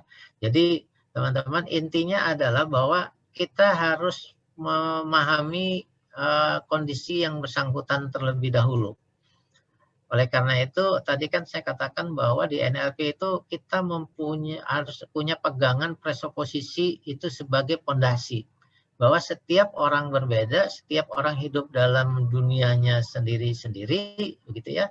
Sehingga dengan begitu kita akan selalu memberikan tanggapan positif kepada orang lain dengan cara kita lebih fokus kepada outcome-nya dibandingkan kendala atau masalah yang dihadapi. Ya, saya kira begitu Pak Dudi. Oke. Nah, sebelum dilanjut Pak, ada beberapa pertanyaan. Nah mungkin saya akan memberikan contoh dengan sedikit cerita Pak tentang pengalaman saya. Oke.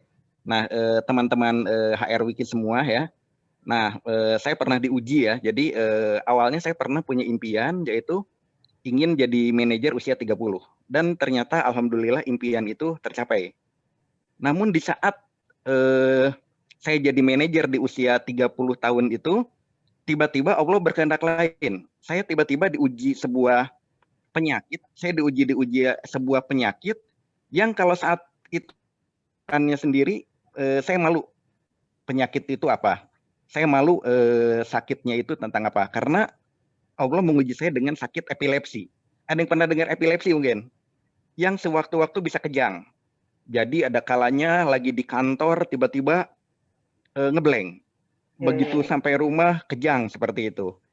Nah, terkait dengan reframing tadi ya, akhirnya saya menemui seseorang untuk mengubah limiting belief. Pertanyaannya sederhana. Ini sambil ada satu pertanyaan, bagaimana cara bertanya pada karyawan nih. Pertanyaan dia tuh sederhana seperti ini. Oke, Pak Dudi atau Pak Hidayat Mufti atau Pak Delji misalkan. Pada waktu SMA dengan S1, mana yang ujiannya lebih menantang? Saya pun menjawab, pastinya S1. Karena kalau S1 itu butuh mengerjakan skripsi, kalau SMA itu tidak perlu. Oke, kalau saja guru dan dosen itu adil, yaitu menguji seseorang itu sesuai dengan kapasitasnya, atau di saat Bapak misalkan lanjut S2, pasti tesis itu akan lebih rumit dari skripsi. Itu kan dosen saja adil, guru saja adil. Coba menurut Bapak Ibu di sini semua, berarti yang menciptakan guru bagaimana? Pasti lebih apa? Lebih adil, betul ya? Saat itulah langsung limiting belief saya terbuka dengan pertanyaan seperti itu. Hanya saya yakin bahwa yang menciptakan kita semua tidak akan menguji di luar batas kemampuan kita. Hingga akhirnya saya mulai baca-baca buku pengembangan diri. Terus betul kata Pak Irwan tadi, ikut pelatihan hipnoterapi, hipnosis, NLP. Ternyata teman-teman semua, awalnya saya berpikir epilepsi itu sebuah musibah. Namun ternyata karena epilepsi inilah saya resign, saya memutuskan untuk resign dan membuka perusahaan sendiri di usia 31 tahun. Dan tak terasa sekarang sudah 10 tahun, benar-benar eksis membuka perusahaan sendiri, sudah diakui juga internasional, dan karena epilepsi pun saya menulis 3 buah buku tentang NLP dan pengembangan diri. Karena epilepsi pun ternyata sudah meluluskan alumni-alumni hingga ada beberapa peserta dari negara lain. Di antaranya peserta dari Malaysia ikut beberapa pelatihan di kita.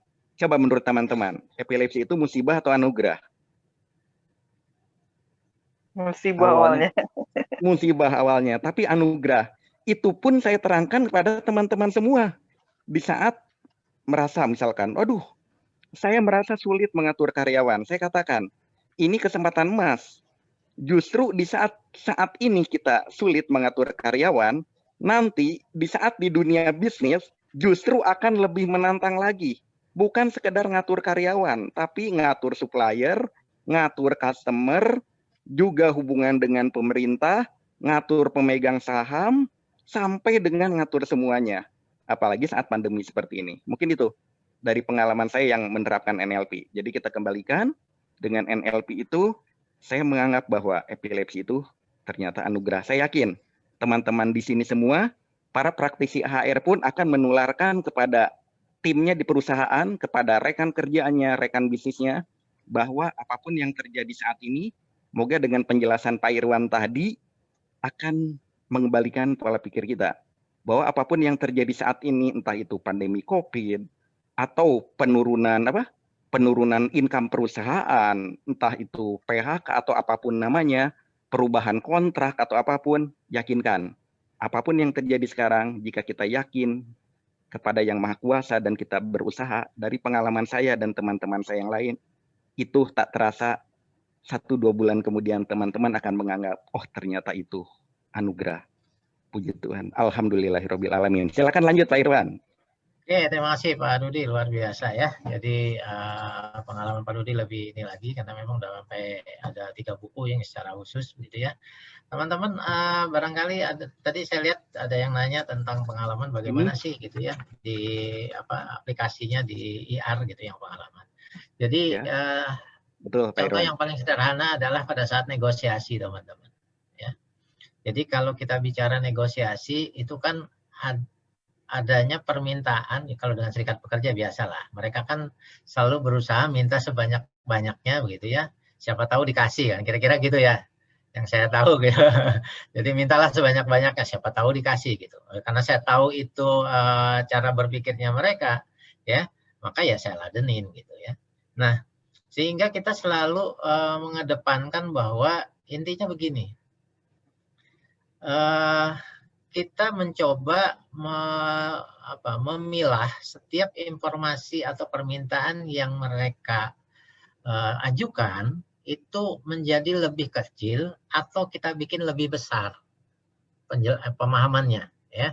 Jadi kalau kita bicara mereka minta naik tunjangan kehadiran aja, gitu ya. Pasti kita akan tanya dulu dasarnya apa. Kemudian kita tanya, kalau tunjangan kehadiran kemudian efeknya kemana, gitu ya. Apa yang kalau mereka dapat, apa yang kita dapat, gitu.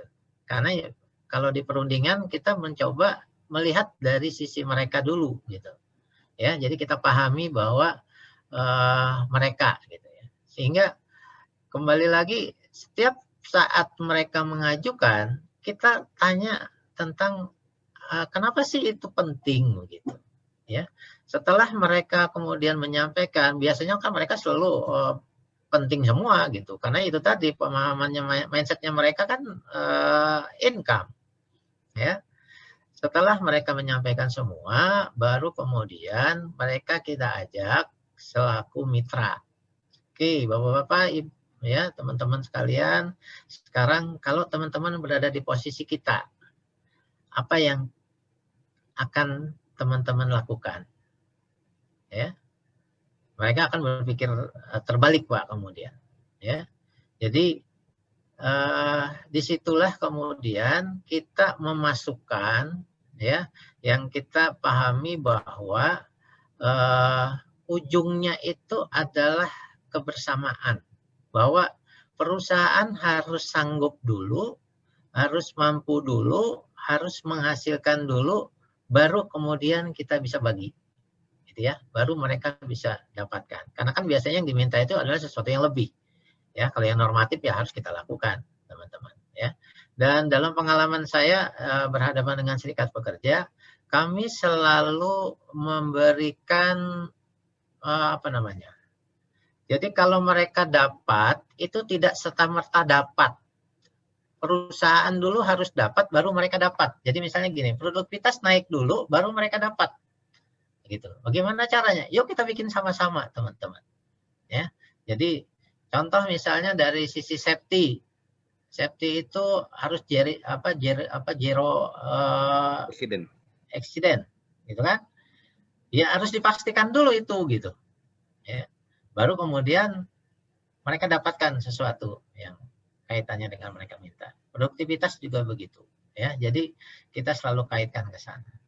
Jadi itu barangkali teman-teman. Jadi setiap kali kita bicara pemahaman tentang PKB, itu selalu kita bicaranya lebih melihat ke fokus yang besar, bukan fokus yang kecil. Jadi di NLP ada yang disebut dengan chunk-in.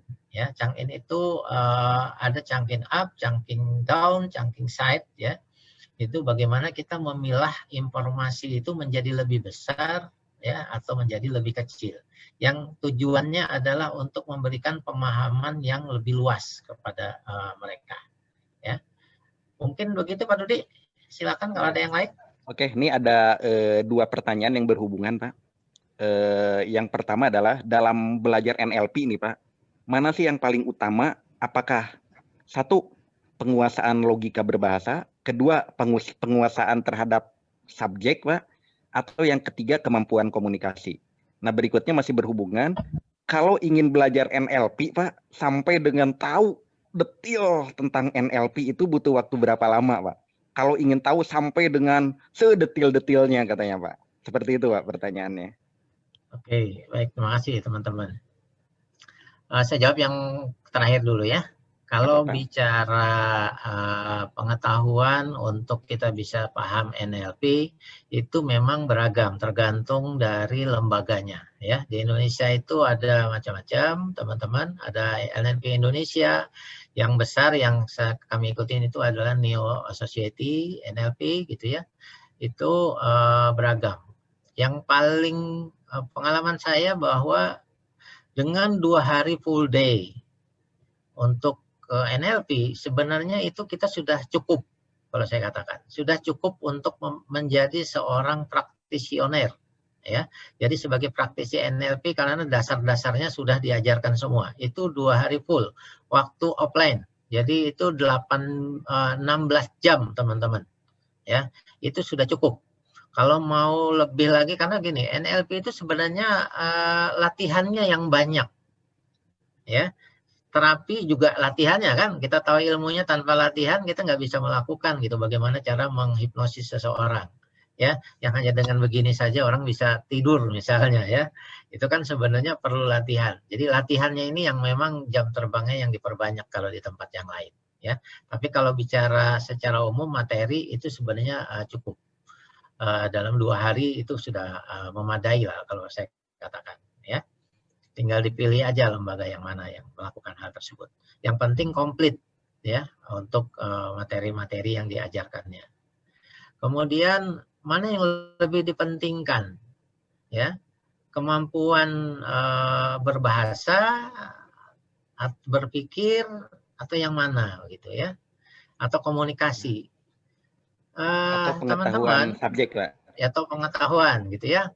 Betul. Subjek ya. Subjek. Yang pasti kita tahu dulu ya, karena ini kan kalau ilmu yang memang sama sekali baru maka kita harus tahu dulu ilmunya, minimal kita paham gitu ya, paham maksud apa itu Milton model, kemudian terdiri dari apa saja itu, framing reframing gitu dan segala macamnya gitu ya.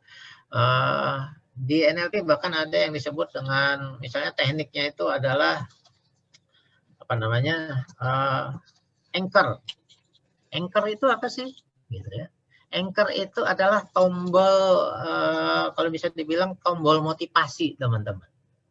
Ya, ya. Jadi bagaimana kita memunculkan motivasi secara cepat?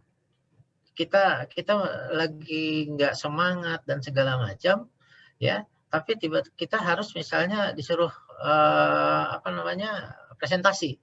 Bagaimana caranya untuk memunculkan motivasi itu menjadi cepat gitu kembali gitu ya semangatnya. Nah, kita mempelajari yang disebut dengan anchor. Anchor itu adalah tombol motivasi.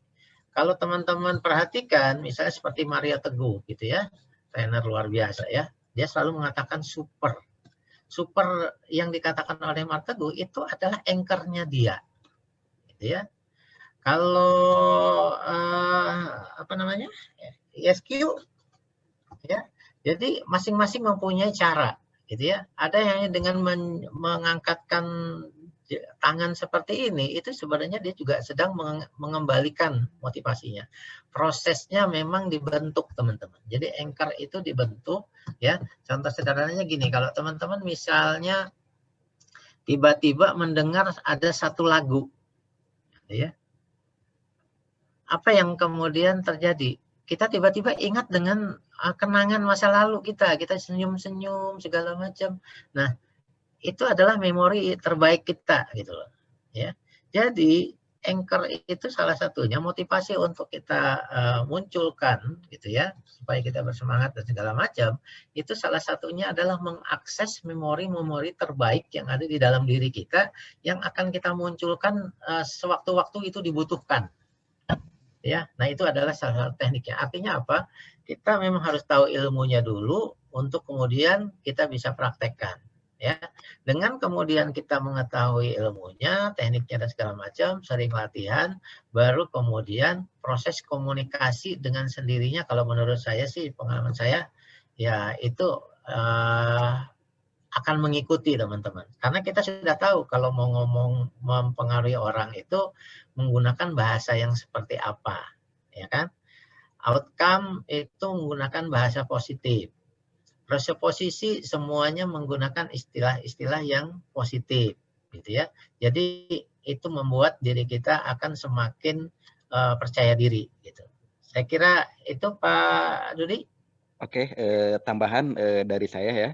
Ketika ditanya mana yang lebih utama ya, di NLP sendiri sebetulnya ada istilah NLP framework. Ada NLP framework atau istilah lainnya itu adalah kerangka kerja NLP. Seperti apa sih? Betul tadi kata Pak Irwan. Pak Irwan tadi cerita tentang rapor dan sebagainya ya, yang di awal-awal presentasi. Nah, jadi bagaimana sih cara setelah teman-teman belajar NLP ini sudah paham NLP atau apapun ya, sudah paham. Lalu seperti apa sih kerangka kerjanya?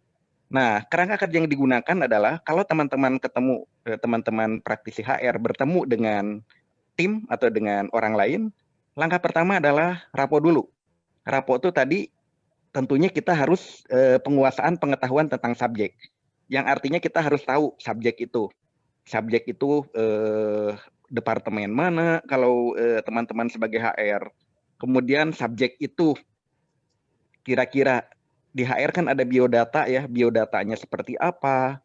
Misalkan ia sudah bekerja 10 tahun, 10 tahunnya itu seperti apa. Nah, dari itu semua sama teman-teman itu diserap penguasaan tentang subjeknya, dan tak lupa juga selain penguasaan tentang subjek, sebelum menguasai orang lain, Bapak Ibu di sini harus menguasai diri sendiri dulu atau self. Jadi artinya kuasai diri sendiri. Kemampuan apa yang dimiliki tentang NLP kita harus tahu juga sampai sejauh mana saat itu.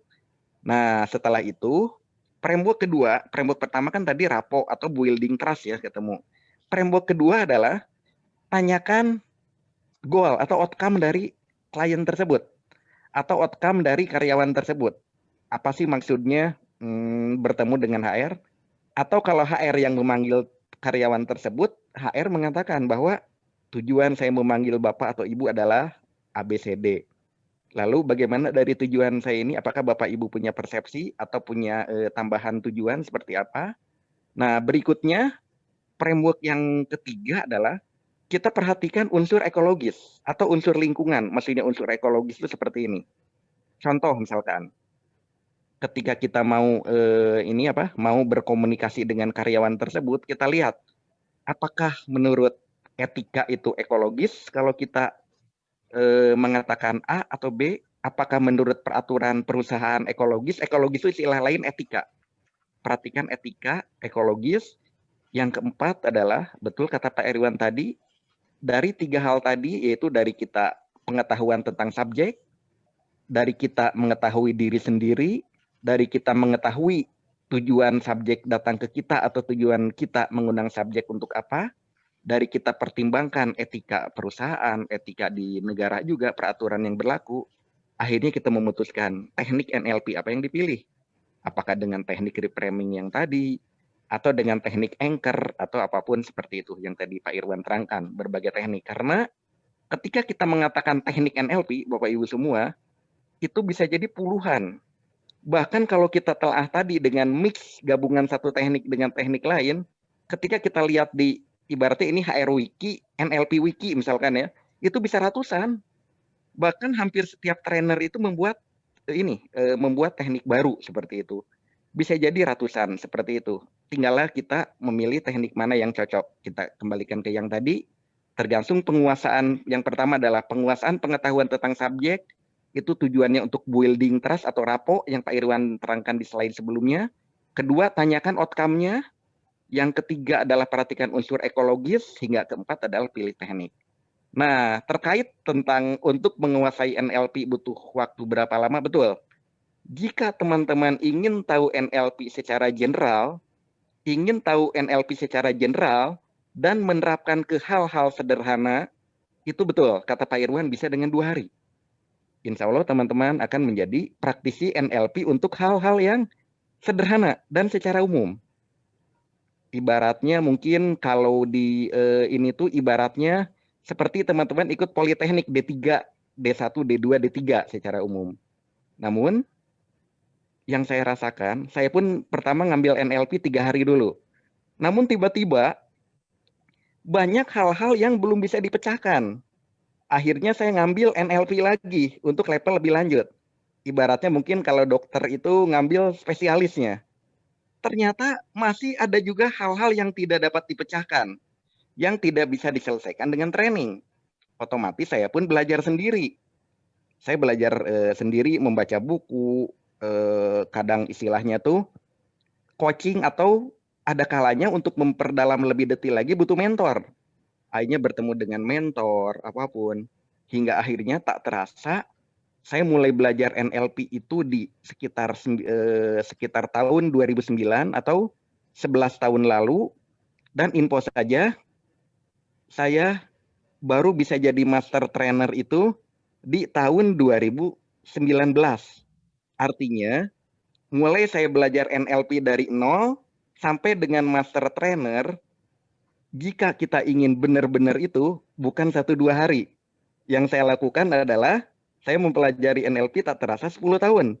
Dan hampir tiap hari, hampir tiap saat, saya kadang webinar dengan internasional, saling diskusi. Betul Pak Irwan ya, kita juga ada grup, betul ya Pak ya? Diskusi via grup atau apapun. Termasuk kadang Pak Irwan juga share. Kemudian ada ahli NLP bidang spiritual, dia juga share. Jadi kuncinya adalah kita kembalikan ke outcome kita. Kalau ingin belajar NLP untuk hal-hal umum itu bisa 2 hari.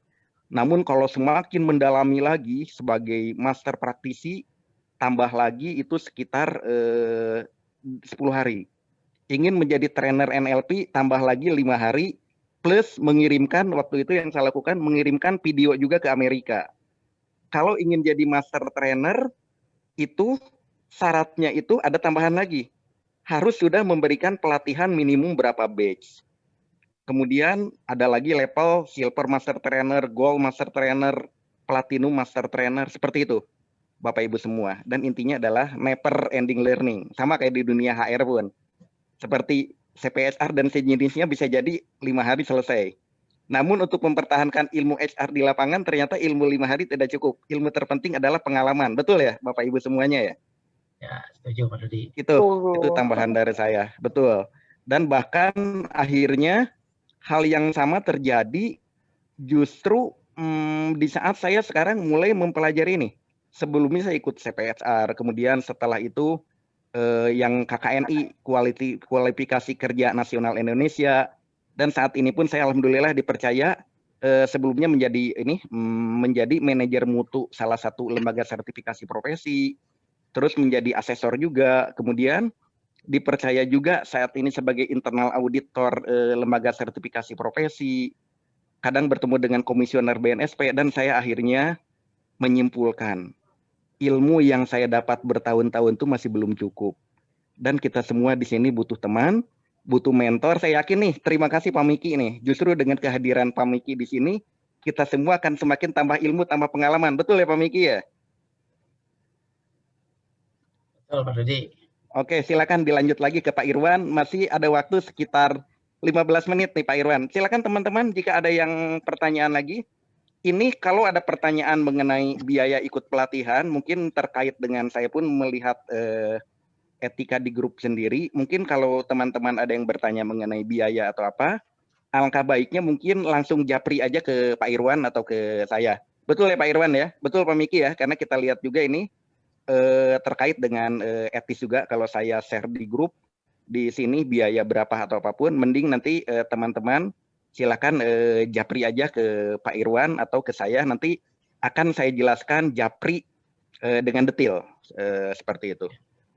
Oke, silakan dilanjut lagi Pak Irwan. Ya, terima kasih Pak Dudi ya. Jadi balik lagi karena memang yang master trainer ini Pak Dudi sebenarnya. Ya, jadi saya sempat belajar dengan beliau juga begitu ya. Sama Pak, saling belajar Pak Irwan. Ya, dan Pak Dudi lah yang mendukung saya gitu ya untuk mengembangkan NLP di IR begitu Pak. Jadi saya masih susut sampai saat ini teman-teman. Tadi saya lihat di chat teman-teman ada yang nanya tentang bagaimana sih cara menghilangkan limiting belief ya. Betul Pak. Jadi ya. Teman-teman pertama yang harus kita pahami apa sih limiting belief gitu ya. Limiting belief itu sesuatu yang sebenarnya kalau sederhananya itu kita ingin maju tapi nggak bisa bergerak. Ibaratnya mobil kita gas tapi rem tangan masih kita angkat. Betul. Maju nggak? Ya, jadi nggak bisa maju gitu ya. Nah itu adalah berarti ada limiting belief teman-teman. ya. Limiting belief itu terjadi karena banyak hal, ya. Kita harus tahu dulu kenapa terjadinya sebelum kita melakukan bagaimana cara mengatasinya. Ya, jadi kita memang kembali lagi teman-teman, itu kenapa NLP dan hipnoterapi itu dekat sekali, karena untuk mengetahui seseorang mempunyai limiting belief itu biasanya karena pengalaman masa lalunya, ya. Jadi teman-teman perlu tahu nih ya, bukan yang mungkin kalau di sini masih ada yang punya anak balita, ya, tolong hati-hati sekali. Jangan sampai kita memarahi mereka dengan kata-kata yang tidak baik, ya, karena itu akan langsung masuk ke alam bawah sadarnya dan itu akan mengendap, ya. Sampai usia 7 tahun itu yang namanya critical factor di dalam pikiran, dalam otaknya itu masih terbuka, ya, dan itu akan mengendap teman-teman. Jadi kalau kita punya masa lalu yang sempat diomelin dengan kata-kata jelek dan segala macam, ya sekarang mungkin nggak kerasa, tapi pada saatnya nanti itu muncul, itu yang akan menghambat seseorang, ya, itu limiting belief. Nah, itu biasanya akan bisa digali dengan pertanyaan mendalam, termasuk salah satunya adalah dengan hipnoterapi, itu menggunakan hipnosis, ya. Nah, limiting belief itu paling tidak ada 3 teman-teman, ya. Yang pertama adalah hopelessness.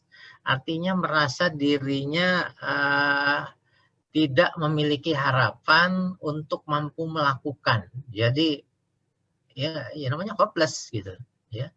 Tidak memiliki harapan untuk mampu melakukan, itu yang pertama. Kemudian yang kedua adalah helplessness, ya. Merasa diri tidak mampu, ya, jika tidak dibantu oleh orang lain, gitu, ya. Nah, itu yang kedua tuh limiting belief-nya. Kemudian yang ketiga adalah worthless, ya. Merasa dirinya mampu melakukan namun merasa tidak layak gitu, ya. Nah, 3 hal ini adalah limiting belief gitu. Nah, pada saat kita sudah mengetahui apa sih yang menjadi masalah, ya, kalau kita bilang gitu ya, akar dari limiting belief kita, maka yang paling sederhana untuk kita bisa menghilangkan limiting belief itu adalah, kalau saya sering mengatakan begini ke orang-orang yang bertanya, ya, setiap kali ada kasus saya bilang berdamai dulu teman-teman, ya, kita harus berdamai dulu gitu. Kemudian kalau kita mau mengikuti di hipnoterapi, mungkin teman-teman pernah mengenal yang disebut dengan EFT, ya, Emotional Freedom Technique. Itu salah satu cara teman-teman yang bisa dilakukan untuk kita menghilangkan limiting belief, ya. Jadi Emotional Freedom Technique itu adalah dengan mengetuk-ngetuk titik di kepala kita, gitu ya. Di beberapa titik, ada 9 titik, yang mana sambil kita melakukan tapping, itu kita itu tadi berdamai dengan diri kita, ya. Saya rela, saya pasrah, itu kan berdamai gitu ya. Jadi kita kembalikan, baru kemudian kita masukkan sugesti positifnya, gitu ya. Nah, dengan itu insya Allah gitu ya, dari pengalaman yang kami lakukan itu alhamdulillah. Jadi EFT itu nggak cuma hanya untuk bisa menghilangkan limiting belief, tapi juga bahkan untuk pengobatan, ya. Itu sebabnya EFT itu kalau di Indonesia ada yang juga menggunakan dengan istilah SEP, ya, Spiritual Emotion Freedom Technique. Jadi menggunakan bahasa-bahasa agama gitu ya. Dengan tambahan ya Allah dan segala macam gitu ya. Nah, itu bisa dilakukan teman-teman, ya.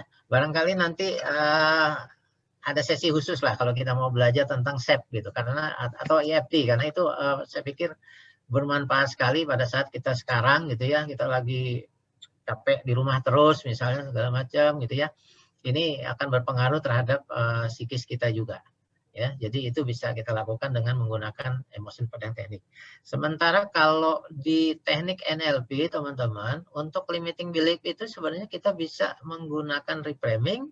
Yang kedua, kita juga bisa menggunakan neurological level, gitu ya, untuk kita dalamin, sehingga nanti setelah keyakinan kita ketahui, baru kemudian kita bisa melakukan yang terakhir itu adalah langkah awalnya apa, ya. Jadi kita benar-benar mengetahui dulu secara spiritualnya, kemudian identitas gitu ya, skill, kapabilitas dan segala macam, sampai kepada langkah awal yang nanti harus kita capai, ya. Jadi teman-teman, kembali lagi memang tidak sesederhana yang seperti yang saya sampaikan, karena prosesnya adalah dengan menggunakan pola-pola bahasa. Ya, jadi pola-pola bahasa itu macam-macam. Salah satunya misalnya adalah mind reading. Mind reading itu seakan-akan kita bisa membaca pikiran, kalau bahasanya apa ya? Ya bahasa orang yang kita terapi lah, gitu ya. Kita bisa memahami cara berpikirnya dan segala macam. Itu barangkali yang bisa saya sampaikan teman-teman sekalian. Ya, masih ada Pak Rudi? Oke, saya sebentar, saya lihat lagi di apa? Saya lihat lagi di ini. Saya sebentar, saya tadi tertutup. Saya lihat lagi di chat. Oke, ini ada pertanyaan ini lagi. Pertanyaan sebentar, ada pertanyaan ini. Pertanyaan baru lagi ini, Pak. NLP itu kan bisa merubah ya, meskipun ini sebetulnya pertanyaan ulangan dari yang tadi, tapi mungkin butuh ditekankan lagi, Pak. NLP itu kan bisa berubah. Bisa dikasih contoh, Pak, kalimat dalam mengubah pikiran, tapi fokus ini ke perilaku dan emosi di dunia HR, Pak. Mungkin ini satu pertanyaan terakhir, Pak. Jadi berikan contoh itu untuk mengubah pikiran, perilaku, dan juga emosi, Pak. Tiga hal sekaligus, atau istilahnya set ya, Pak, ya, di NLP. Monggo Pak Irwan, silakan dijelaskan. Oke, baik, terima kasih Pak. Ini sebenarnya harusnya yang ngejawab yang master ini, bukan yang belajar. Nggak apa-apa, sama master. Kita sama-sama belajar, Pak, nggak apa-apa. Ya. Oke, jadi teman-teman, kalau bicara bahasa, kembali lagi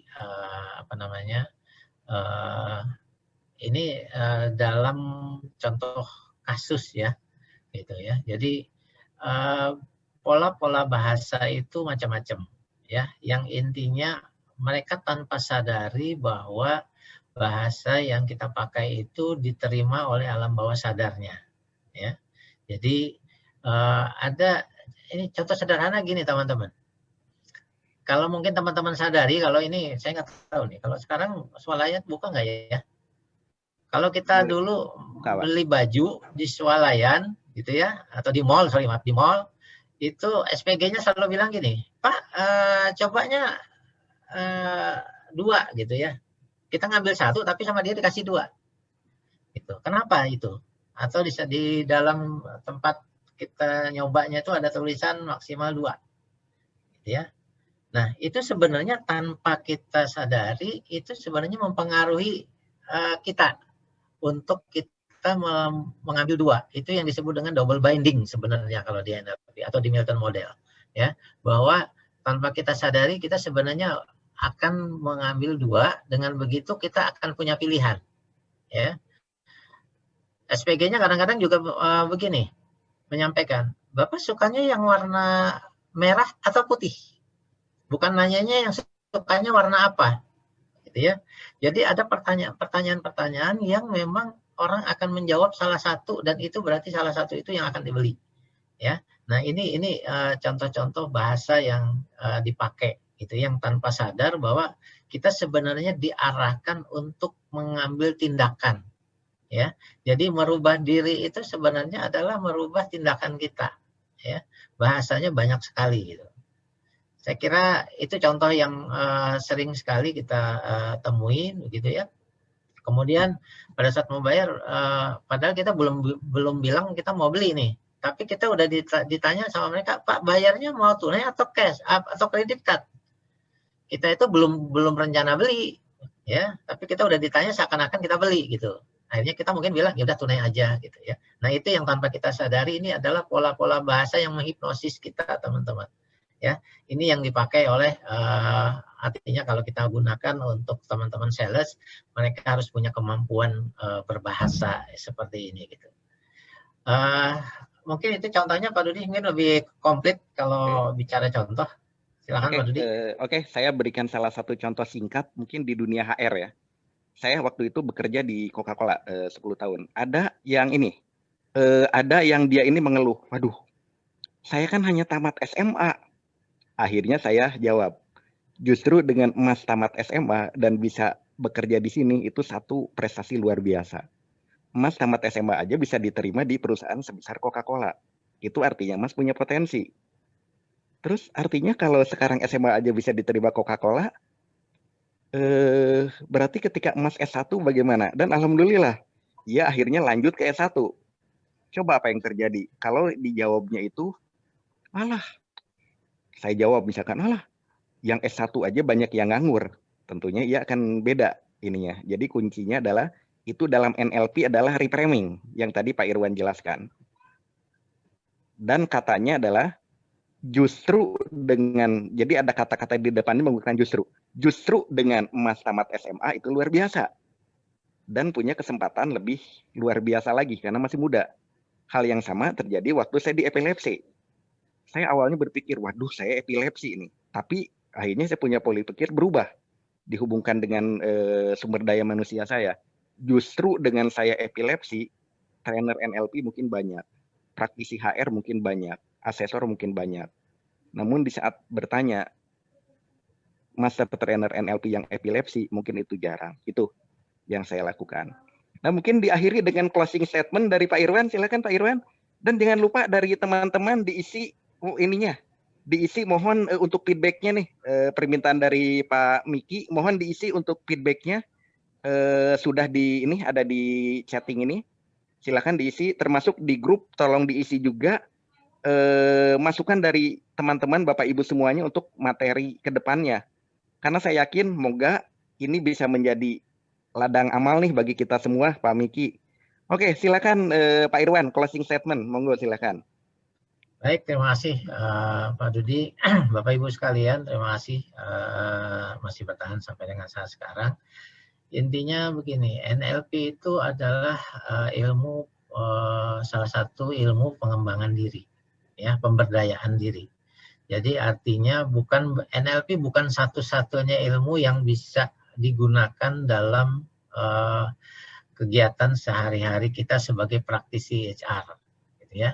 Tapi dengan kita memahami ya cara orang berpikir, cara informasi itu masuk ke dalam diri kita, dengan cara kita memahami bahasa yang digunakan oleh lawan kita, gitu ya, maka itu akan memudahkan kita di dalam kita memberikan tanggapan positif, ya, sehingga apa yang kita rencanakan, apa yang kita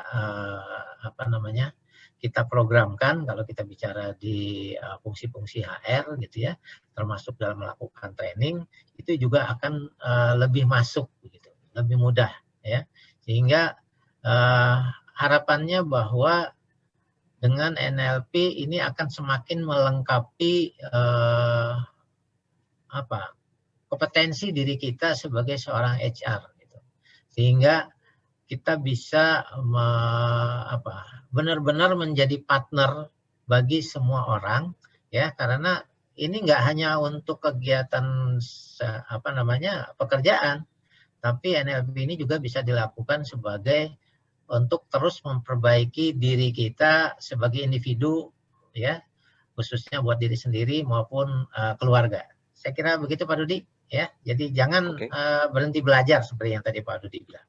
Ya, terima kasih Pak. Oke, Bapak Ibu semuanya, tentu di dalam 2 jam ini tidak cukup, belum lengkap untuk mempelajari NLP. Kami, baik Pak Irwan ataupun saya, membuka diri untuk pertanyaan mungkin nanti via offline. Setelah selesai ini, silakan monggo teman-teman bisa bertanya kepada Pak Irwan kalau ingin tahu NLP HR lebih detail, atau bisa juga ke saya. Intinya kita berdua siap menjawab apapun pertanyaan teman-teman terkait NLP, seperti itu. Dan di akhir acara saya kembalikan ke Pak Miki untuk sesi foto-foto, Pak Miki. Silakan Pak Miki. Monggo Pak Miki. Ya. Oke ya. Terima kasih semua. Selamat malam. Ya. Jadi saya seperti Pak Dudi sampaikan, jadi kan kita untuk sesi itu kan ada guru sementara. Jadi apabila ada pertanyaan yang masih ditanyakan, nanti akan saya sampaikan Pak Irwan atau Pak Rudi ya. Jadi untuk menutup sesi ini, silakan teman-teman buka videonya, kita ambil foto dan kita closing hari ini. Ya, ini untuk foto pertama.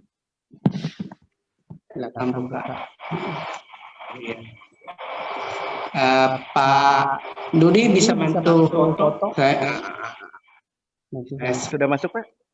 Sudah? Oke. Ini foto kedua. Halaman kedua. Oke. Ini halaman ketiga. Yap. Ya. Iya. Oke, terima kasih teman-teman semuanya. Selamat malam. Sama-sama. Oke, selamat malam Pak Miki. Terima kasih. Terima kasih semuanya. Terima kasih, Pak.